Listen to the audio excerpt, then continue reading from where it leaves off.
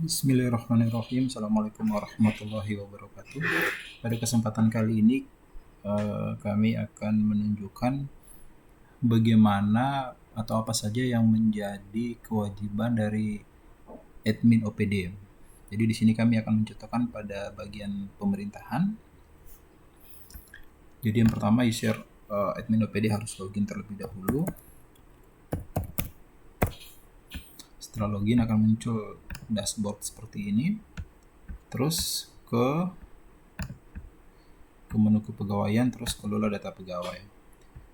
Di sini kami sudah tambahkan fitur untuk download book pegawai, di mana dimaksudkan untuk mempermudah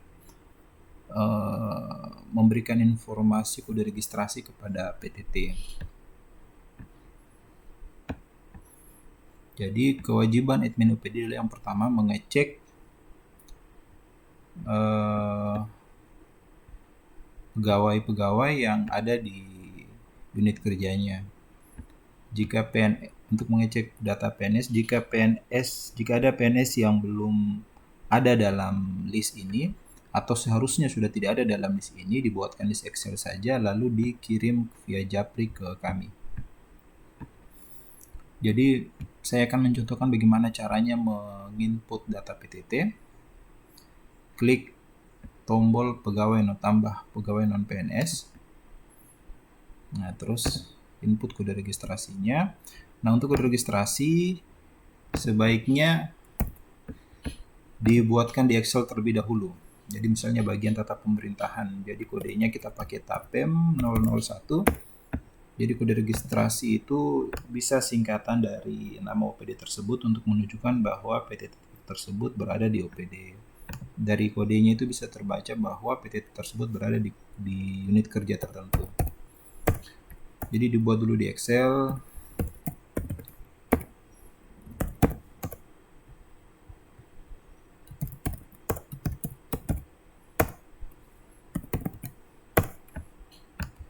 Ini tinggal di drag saja untuk menghindari dobolnya kode registrasi. Di sini di bagian pemerintahan ini belum ada PTT sama sekali. Jadi kami coba ini di copy saja atau bisa langsung di sini. Copy. Paste jika KTP-nya belum ada diisi tanda minus saja. Kemudian copy nama lengkap. Jika ada titelnya di input, sesuaikan jenis kelaminnya. Lalu kode ini di copy lagi. Lalu kita langsung ke yang paling bawah ini statusnya aktif. Username sama dipaste aja kode registrasinya baru di save. Nah, maka akan muncul pesan seperti ini. Untuk mengecek dia sudah ada atau belum, tinggal bisa ditambah 100. Nah, dia sudah ada. TAPEM Budi 001 non PNS. Jadi ketika seluruh data PTT sudah diinput, maka langkah selanjutnya adalah ketika data PTT diinput ini kan dia belum bisa melakukan absensi. Atau jika ada PNS yang baru pindah ke unit kerja Bapak Ibu, maka dia juga datanya belum bisa melakukan absensi di OPD Bapak Ibu. Jika nanti OPD sudah di lock lokasinya, maka yang harus dilakukan admin SKPD adalah mendudukan pegawai tersebut ke dalam jadwal shift di OPD tersebut. Jadi caranya klik di sini, go to absensi.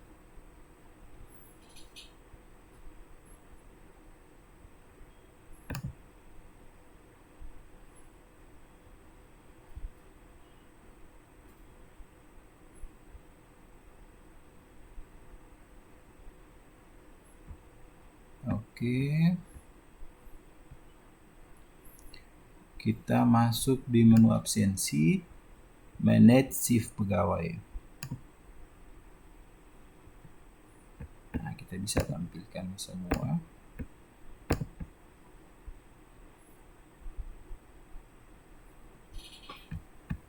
Nah, ini PTT yang baru kita input tadi tampak Kelihatan di sini belum di-set. Di sini kan semua sudah terset, jadwal kerja default bagian pemerintahan.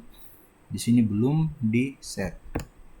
Nah, jadi ketika seperti ini, mereka ketika melakukan absensi, maka akan ada pesan di HP mereka itu hubungi admin TU.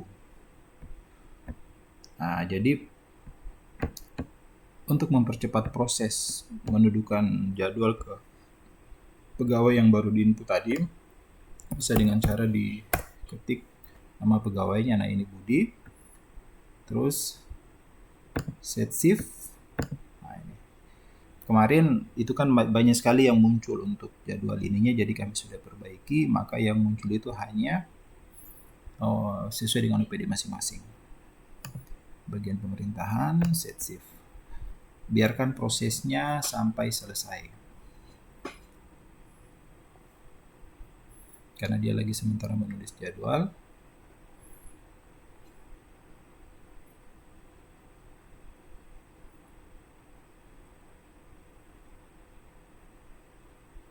Jadi untuk mendudukan jadwal ini itu prosesnya dilakukan per bulan. Jadi misalnya sekarang bulan Mei, kita mau set jadwal bulan Juni, itu boleh.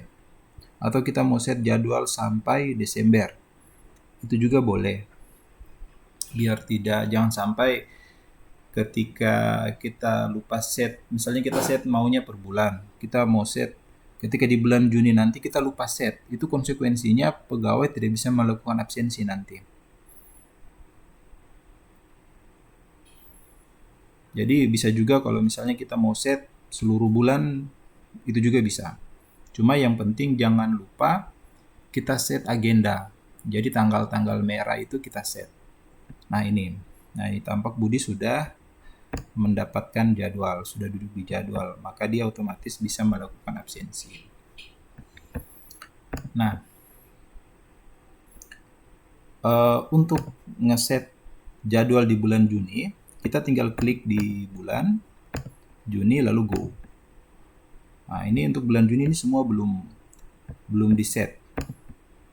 Untuk set 1 bulan sekalian, 1 bulan langsung. Nah, kita tinggal set shift, jadwal kerja, set. Lalu kita biarkan sampai dia selesai. Kita nunggu sampai dia selesai. Ini sampai proses loading yang ada di sini ini selesai.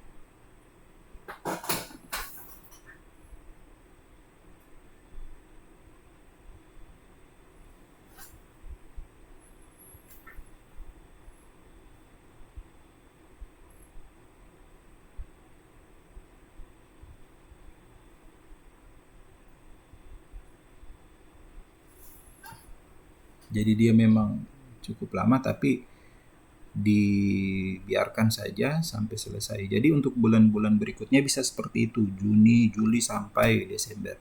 Mau di-set dari sekarang juga boleh, untuk menghindari jangan sampai kita lupa.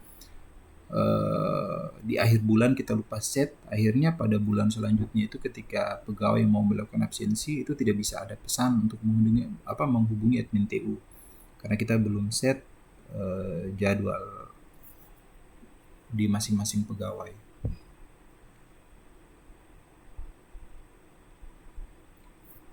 Nah, ketika ini sudah selesai,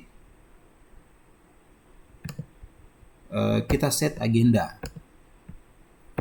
Jadi set agenda itu untuk mengeset hari-hari libur atau tanggal merah di jadwal kita. Kalau untuk pada bulan yang berjalan bisa langsung saja diklik di sini. Misalnya pada bulan Mei yang sudah muncul seperti ini, di tanggal 13, ini tanggal 16 kan kemarin libur tuh hari raya Waisak. Nah, kita langsung klik saja tanggal 16, namanya hari raya Waisak. Ini kita copy saja, kita paste, oke, libur, save. Nah, maka di sini otomatis ada keterangan yang muncul hari raya Waisak dan berwarna merah seperti ini, warna pink seperti ini. Itu menunjukkan bahwa hari itu libur, dan ketika dilaporkan absensi pada tanggal 16 itu menjadi hari libur dan tidak diwajibkan untuk melakukan absensi. Jangan sampai Bapak Ibu lupa set, akhirnya pada saat direkap di akhir bulan itu tanggal 16 itu dihitung sebagai hari kerja, maka alpalah seluruh pegawai pada hari itu. Karena mereka tidak masuk kantor. Terus, misalnya untuk bulan Juni, kita tinggal klik, bisa di-set. Kalau Bapak Ibu sudah nge-set sampai Desember, jangan lupa disesuaikan tanggal merahnya. Nah, setelah set agenda, jenis surat izin. Jenis surat izin saya sudah buat video tutorialnya dan saya sudah upload di grup, termasuk cara penggunaannya.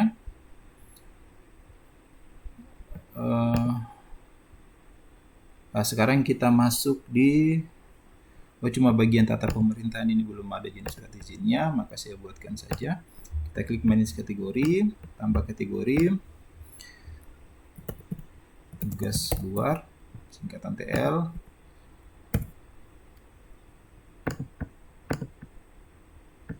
Tidak aja ya, nanti kita save. Tugas luar izin IJN ya, langsung save aja. Cuti CT save, sakit SKT save. Oke, terus kita masuk lagi di jenis surat izin, tambah jenis permohonan, namanya tugas luar. Nah, kategori ini yang tadi yang kita input tadi di tugas luar. Jumlah permohonan dinolkan saja. Batas ini rentang waktu tanggal itu juga bagusnya diaktifkan yang 2 tanggal saja, sehingga bisa dipilih dari tanggal berapa sampai tanggal berapa. Singkatan TL, warna terserah, mau warna merah juga boleh. Ini kasih ya, save. Oke, kita tambah lagi sakit, kategori sakit, sama ini 2 tanggal, singkatan dari SKT. Warnanya kita misalnya kasih hijau. Iya, sakit, izin, kategori izin, singkatan IZN 2, kita kasih biru misalnya. Ini ya, save, tambah cuti 2, CT cuti kita kasih kuning.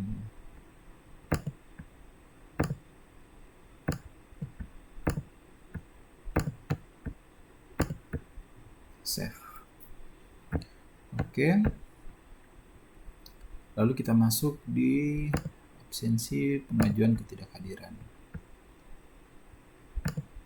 Pengajuan ketidakhadiran misalnya di tanggal ini Usman Muhammad tanggal 19 Mei, kita masuk di tanggal 18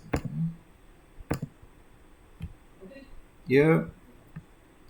Nah, ini Maya Usman Muhammad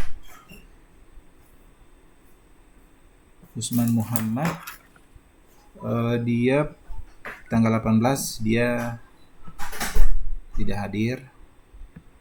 Nah, kita input surat keterangannya. Pilih pegawai Usman, dia misalnya sakit tanggal 18 Mei. Terus misalnya kita lampirkan,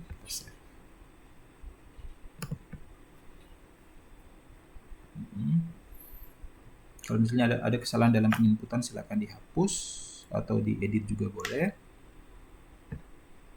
Nah, kita cek tanggal 18 Mei. Usman Muhammad statusnya sudah sakit seperti yang kita input tadi itu. Terus ini penindakan. Jadi penindakan ini kita sudah berdasarkan PP 94 di mana 1 sampai 3 hari itu 1 sampai 10 hari itu masih berada di ranah SKPD. Jadi penindakan pertama itu 1 sampai 3 hari. Jika ada PNS yang melakukan tidak ada keterangan selama 3 hari, maka dia harus dilakukan teguran lisan. Jika 4 sampai 6 hari dilakukan teguran tertulis, 7 sampai 10 hari dilakukan teguran pernyataan tidak puas. Dan itu semua diupload. Jadi dia secara otomatis akan muncul seperti ini di Alpha. Data ini nanti kami kosongkan kembali pada saat memasuki di bulan Juni, sehingga bisa dipantau. Dan itu data ketidakhadiran itu bukan berturut-turut, tapi dia akumulasi dalam 1 tahun. Jadi misalnya di sini sudah muncul 3 hari, maka otomatis penindakan pertama ini harus dilakukan. Jadi klik upload penindakan pertama atas nama Ridwan Masud, di input nomor penindakannya, nomor surat penindakannya, terus di-upload bukti penindakannya, lalu di-save. Jika dia sudah sudah masuk 4 sampai 6 hari, maka dilakukan penindakan kedua. Demikian juga untuk penindakan ketiga. Seperti itu. Jadi sampai di sini dulu video tutorialnya. Jika masih ada yang belum dipahami, silakan ditanyakan di grup. Terima kasih. Assalamualaikum warahmatullahi wabarakatuh.